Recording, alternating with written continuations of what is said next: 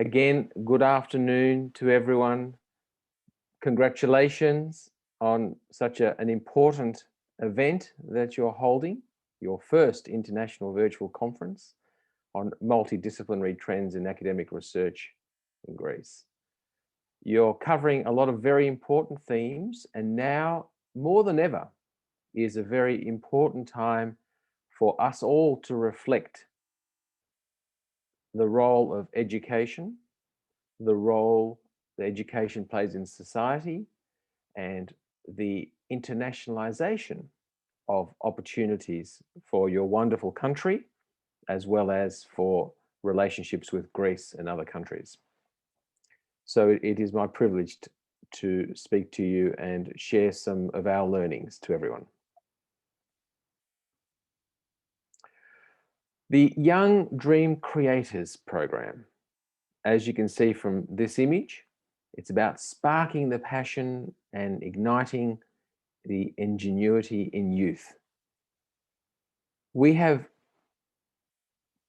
a lot of excitement about the youth and what they will bring to our society and to our future. So when we were sitting and thinking about this program with our leadership and our staff, the first question you have to ask is why? Why are we, an organization that has commercial and social interests throughout the world, interested in young? And you can see here an image which many of our Greek friends will recognize, Socrates, and also the Academy of Sciences in Athens. So to answer the why, when we reflected on what our young are experiencing in their life at the moment, we were perplexed to see that significant percentage of young throughout the globe are a little bit lost as to the role of education, what they want to do in life. We see, for example, in the West, the common observation of children playing with their electronic, do we call them toys? Their iPads, their phones, their computers, lost in the world. And as they move into high school and beyond, university, we ask them, what is it that you want to do with your life? And the vast majority, dare I say 90%, don't know. They feel lost. They're not sure what they want to do, yet they have been surrounded by more opportunities than their parents, than their grandparents and great-parents. So the meaning for life is just not there. Now, to people like us, that's a big surprise, but it's an observation that we're seeing. They're also noting anxiety and reduced resilience than we had, than our parents had, grandparents, post-war, etc. There are psychologists being employed at schools. Many of the younger primary school students are also seeing psychiatrists. How bizarre, you and I would say. They're being asked to present 5-10 minutes on some topic, and they're losing sleep and vomiting the night before and not turning up to school. Yet the creativity of the youth are what we all need for them to come up with solving global challenges.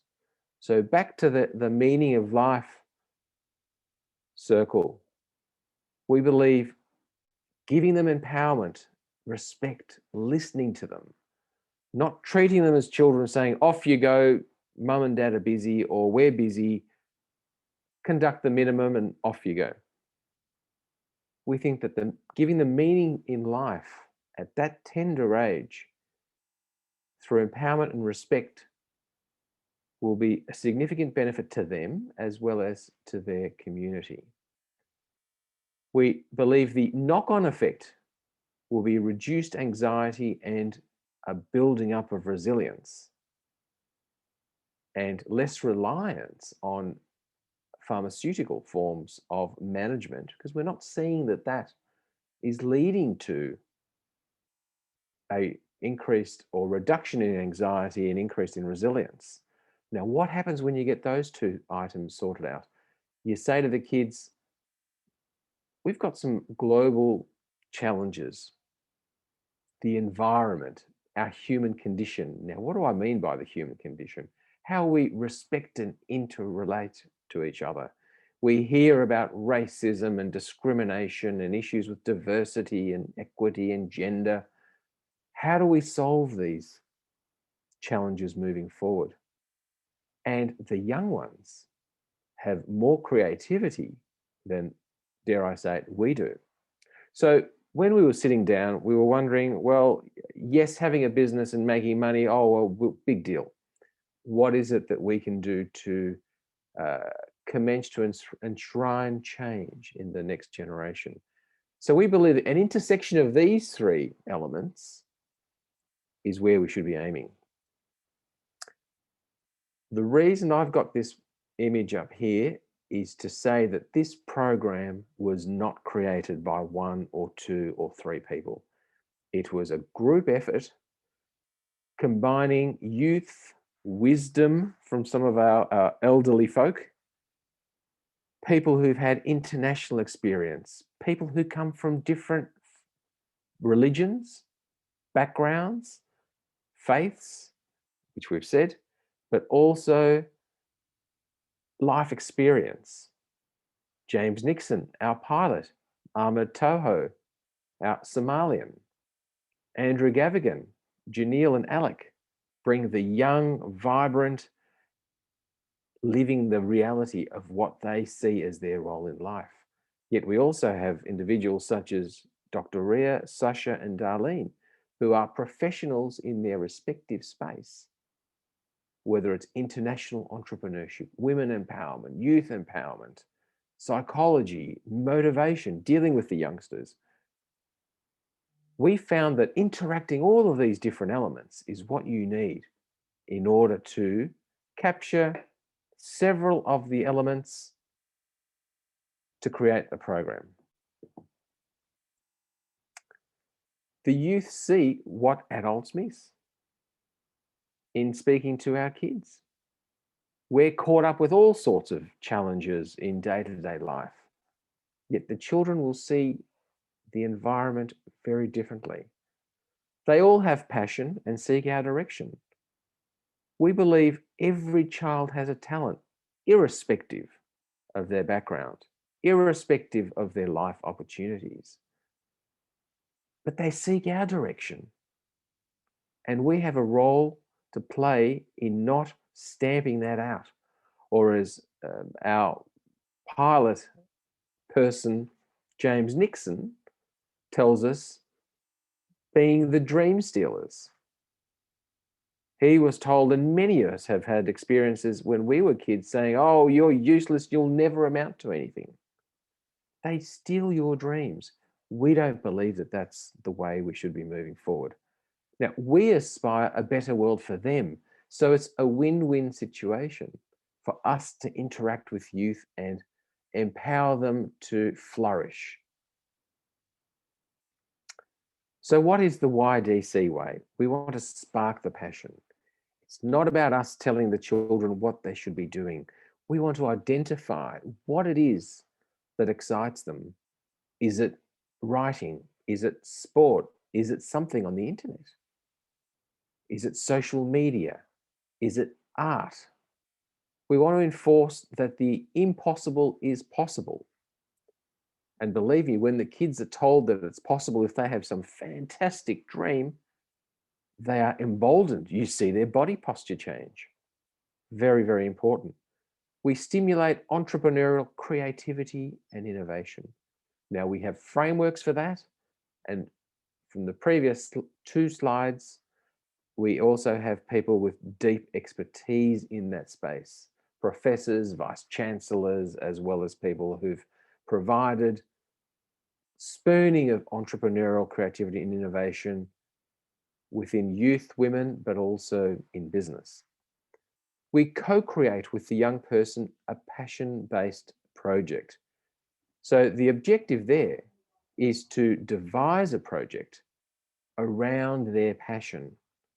Yes, we build some parameters, as you have to, because we also know what is achievable and what is even not achievable, but potentially achievable. Now, one of the interesting parameters that we have is that the outcomes have to have international benefit and international connectivity. So it's not about some child undertaking a project within their little backyard, their home, or within the classroom. They must have an international connectivity. And we fine-tune communication and written skills, and the kids don't see it coming. Maybe that's why it also succeeds. We stimulate global networking and respect for our world. That's the children are not even considered that as a possibility within their day-to-day scholastic activities. Benefit from multicultural and multi-age connections. So the children meet with people from say, our university cohort, as well as our elderly leadership who have the life experience of 60 or 70 years. So across cultural and age connections, it allows an unusual positive empowerment of flourishment. We navigate and manage twists and turns for resilience and overall well-being. Yes, there will be twists and turns. You and I know that in life. Teachers know that in life. Researchers know that in life. But often the young don't know how to handle. Sorry, that's not possible this week. Sorry, that is not possible, or we have to look at another way of solving this problem, perhaps by obtaining an international opinion. We use academic skills in a practical way. Now, this is a fundamental element of our program. Yes, it's international. Yes, it's passion. Yes, it's flourishing, empowerment, but we are very cognizant that the academic skills of our participants must be tuned and improved. And by having these elements, you are developing a love for learning and having fun. None of our participants ever say, oh, geez, that's right, I've got the next activity in the young dream creators. They say, oh, what's next? What's going on? Let me tell mum and dad about it. So I don't want to stress this, but I want to mention it because it is important in how we conduct our planning. So yes, it's a program. Yes, it's online. 1 hour sessions. First element is discovery and analysis of interests of passion. That to me is the hardest, because when you meet a young person, you don't know what their passions are. Yet because they're in a program, you've got to find it really quickly. So that requires a lot of smarts in psychological testing and cross questioning to extract what you think their passion area is. But it's got to come from the youth, not from us.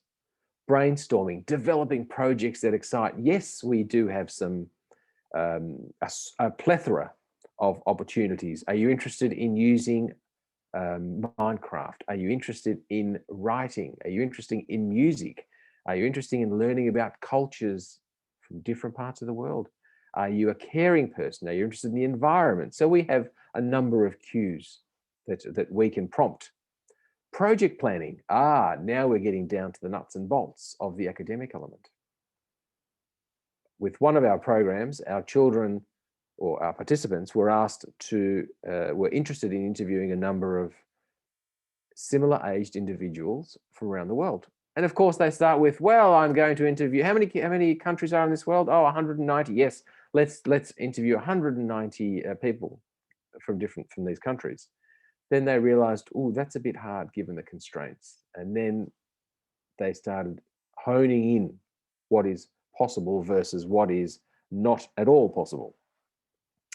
Then sitting down with them and saying, okay, based on what you want to achieve, let's chop it up into different execution points, not necessarily evenly based because some of them will have challenges, but then let's also present the outcome to the parents. And because we're dealing with the young, we have to make sure the parents are in on the deal 100% of the way, always. So there's none of this, we're doing stuff behind the parents' back. The parents are constantly in the loop. They're receiving reports. We're speaking to them regularly. Not an issue. That's a key element. So let's just talk about one of the programs that these 11-year-olds had. So you can see on the right of the screen, these two kids on their computer. And they're having a bit of fun, which is, of course, what's required. They came up with a project which they called Communal Nations by Kids. What does that mean? An ambition to create a better world for kids. That's what they wanted to do. But these kids also love IT. They love social media. So we thought, okay, well, of course, if you're going to speak to kids from around the world, what do you want to do? Well, we want to speak to them. They must be our age group, different parts of the world. We want to know how they live, what they do at school, what are the challenges in life. So it's a cultural learning as well as we want to find out what their challenges are. Now, their big ambition is to get these kids then together with their parents in Australia and have a big, almost a United Nations conference. Now, of course, that's going to take a little bit of going to lots of planning, but we said, okay, well, let's get the ball rolling. So you can see on one of the images here, they're interviewing a lady, another 11-year-old from Africa.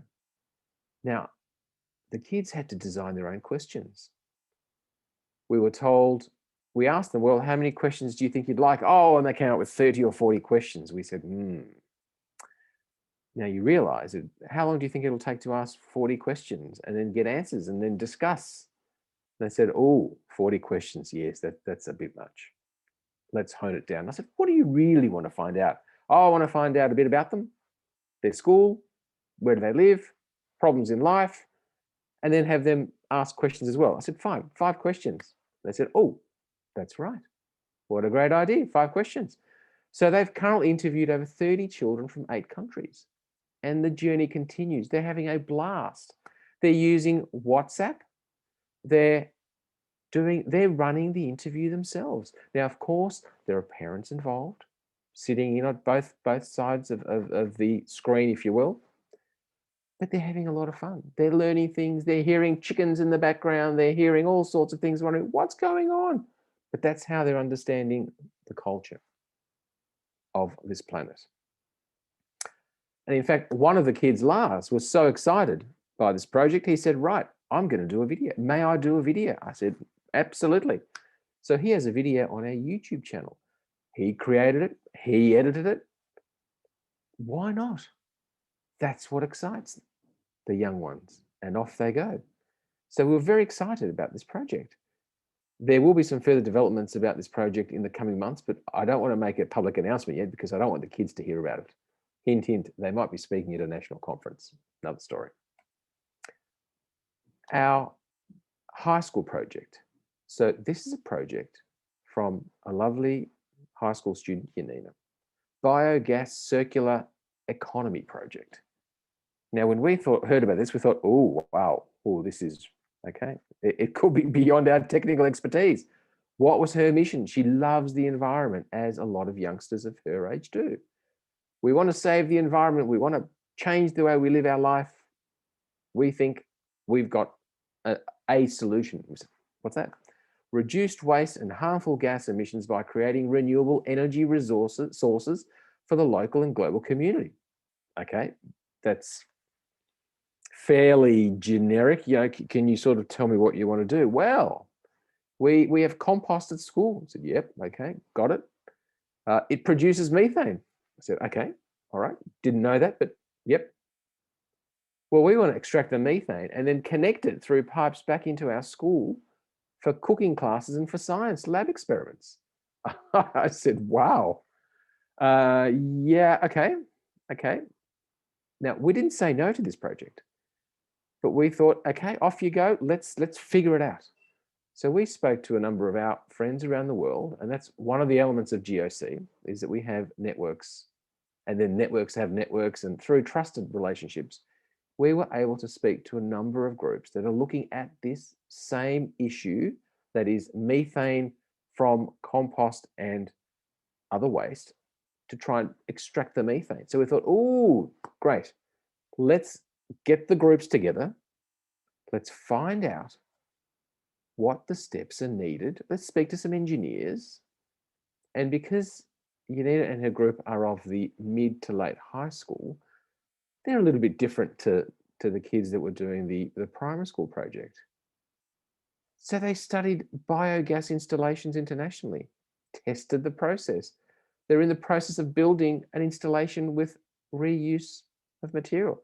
How exciting is that? The school, to their credit, wonderful school, has also said, we are very supportive of this project. Wouldn't it be great to have a school version of the YDC program? So we're looking at that next. So this is a classic example of two groups, secondary and primary, with enormous passion, saying, right, we want to do this. And our forthcoming projects, which we're currently in train, have equally fascinating projects, which I could not have thought of. And I'm sure our team would have said, well, you know, we couldn't have thought of that. But that's the beauty of what happens when you identify the passion of the child.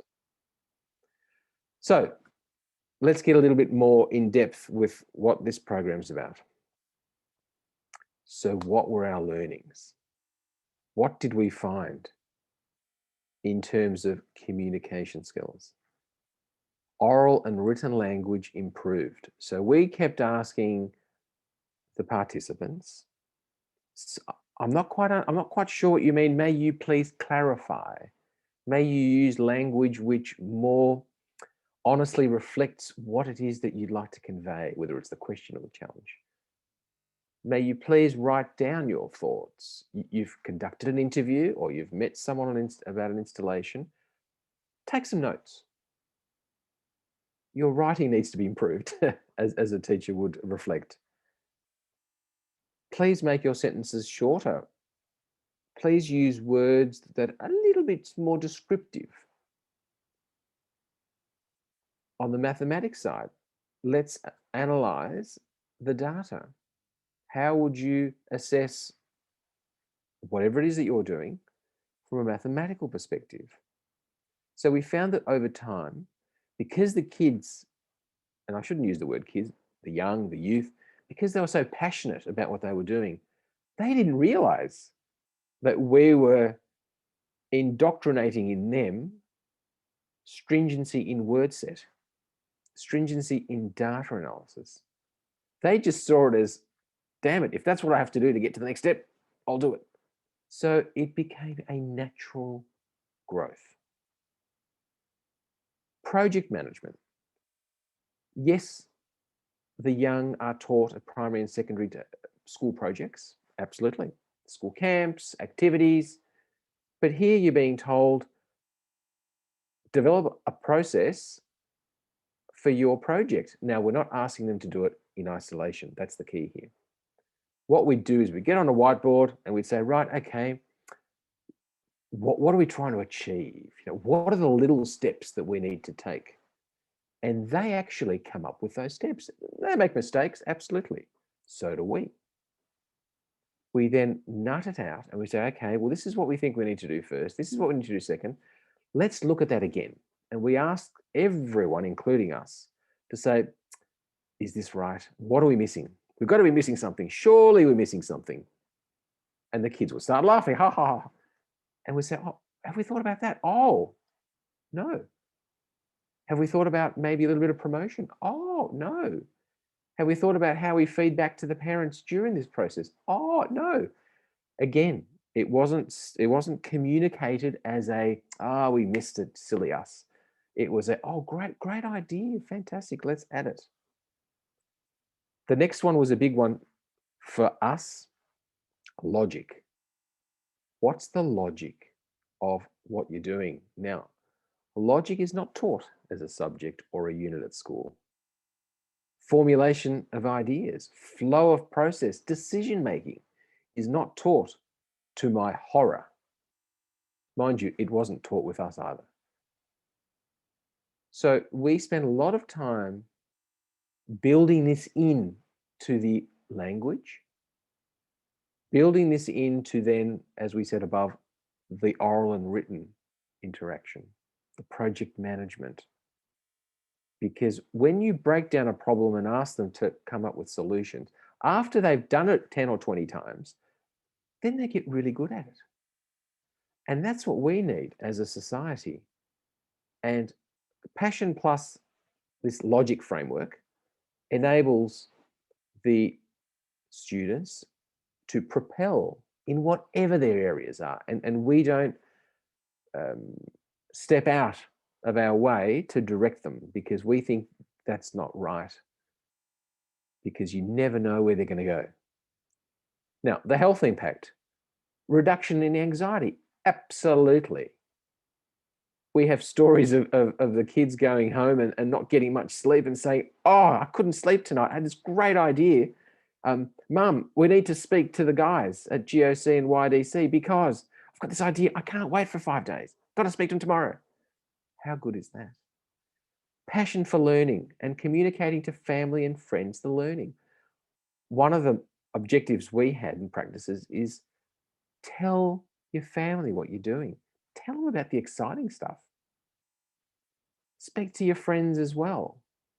And we'd often have them coming back saying, oh, we had to discuss, how our weekend was and how our week was or something at school. And we talked about our project.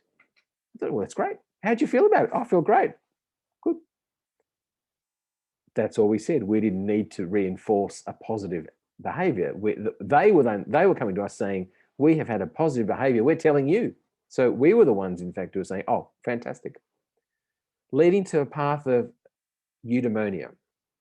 Now, eudaimonia is an old ancient Greek word, which it's about being the teacher, being the spirit of excellence, if you will, in your field.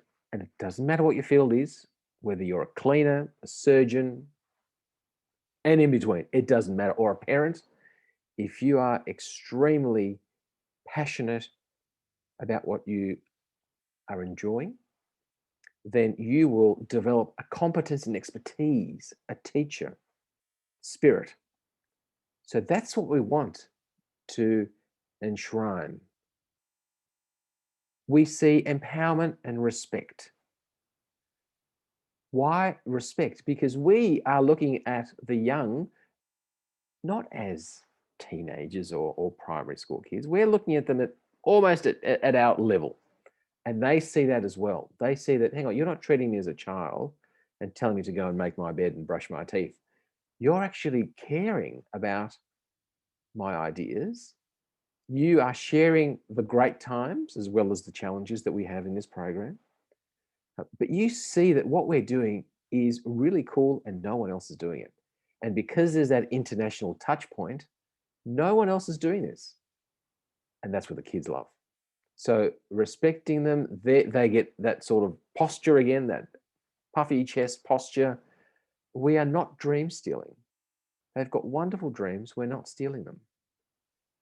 Now, one other element of this program, which is very important, is the 360-degree impact.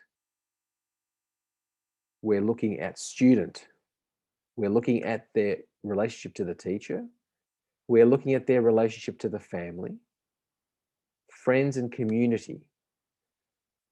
Now, let's look at that again, because the current learning paradigm often misses a few of these.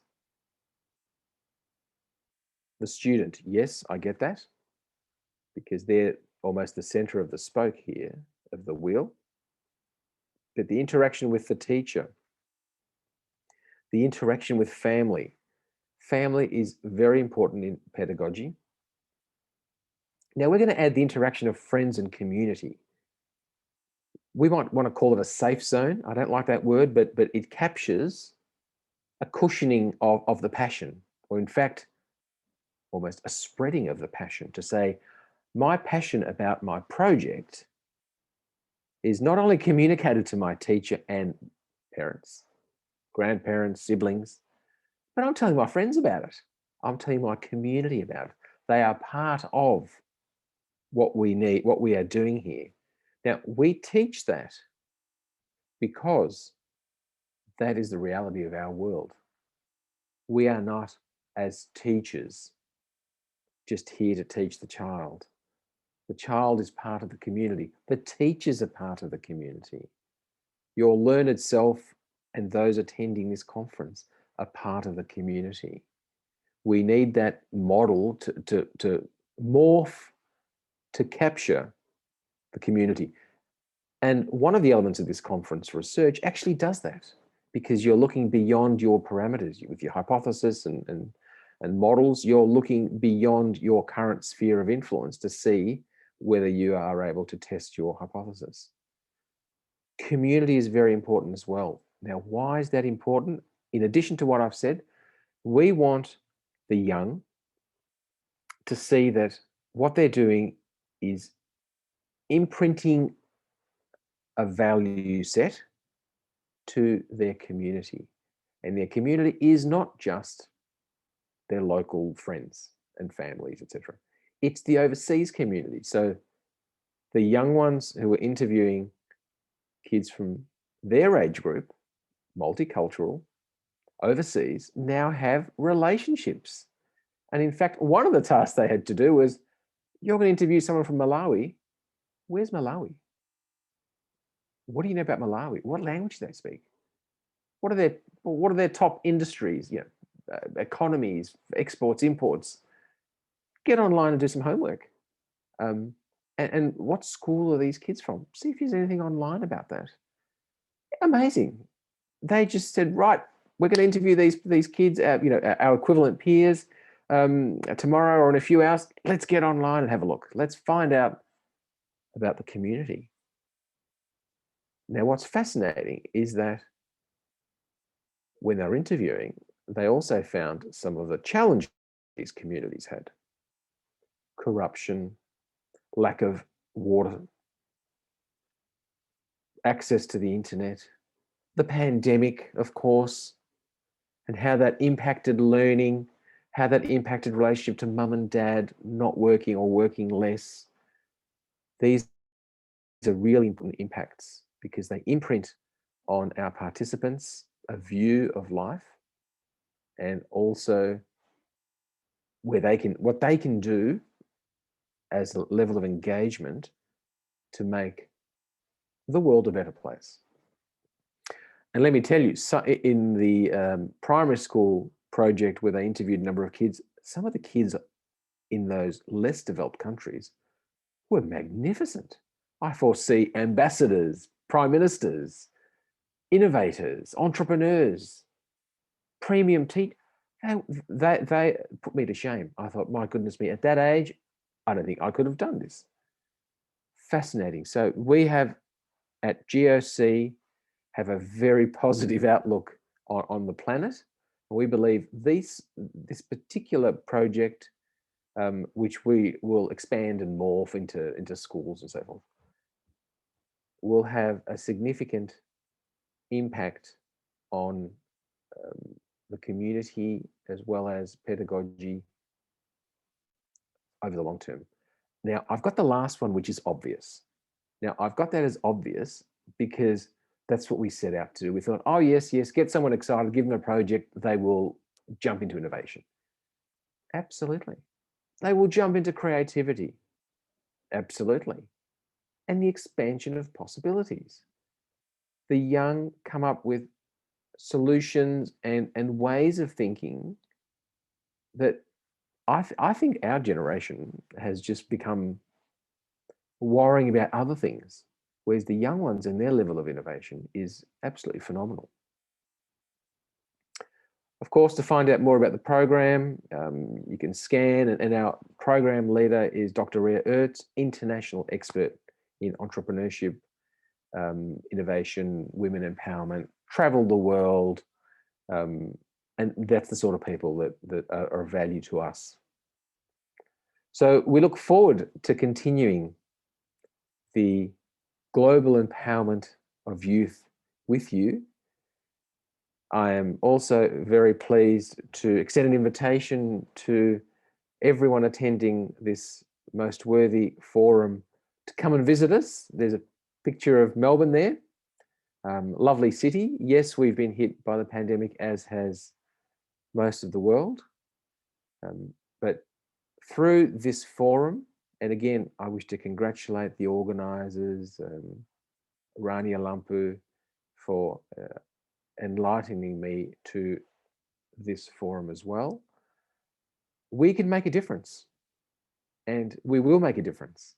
And through our wonderful cooperation that we have with yourselves and others around the world, we are very confident that we will be taking our youth into a better world sooner rather than later. Thank you very much.